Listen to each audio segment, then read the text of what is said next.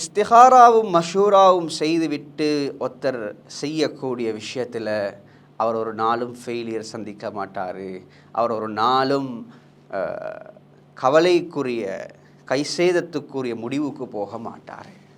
அன்புக்குரிய அல்லாஹ் நல்லடியார்களே, இப்போ மஷூரா செய்யக்கூடிய விதத்தை பார்த்தோம். இஸ்திகாராவுடைய முறை தெரியணும்.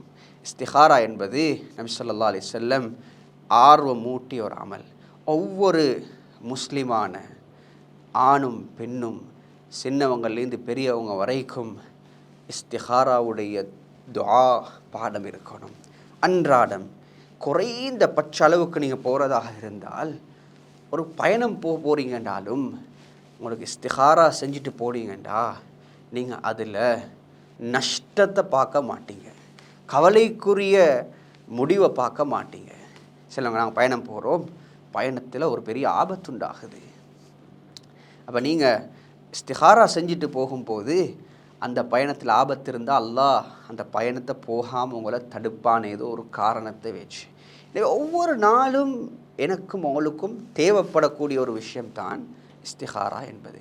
எனவே அல்லாஹ் சுப்ஹானஹு வ தஆலா வாழ்க்கையில் எல்லா விஷயங்களையும் சக்ஸஸாகவே இருக்கணும் என்று மனிதன் ஆசைப்படுவதை ஒரு ரியாலிட்டி லைஃப்பில் அமுல்படுத்துறதுக்கு வச்ச 2 கைட்லைன் தான் மஷூராவும் இஸ்திகாராவும். எனவே ஒவ்வொரு விடயத்தின் போதும் மஷூரா செய்வோம். இஸ்திகாரா செய்து அல்லாஹ்விடத்திலே மஷூராவில் எடுக்கப்பட்ட விடயங்களில் பெஸ்ட் அல்லாஹ்ட்ட கேட்போம்.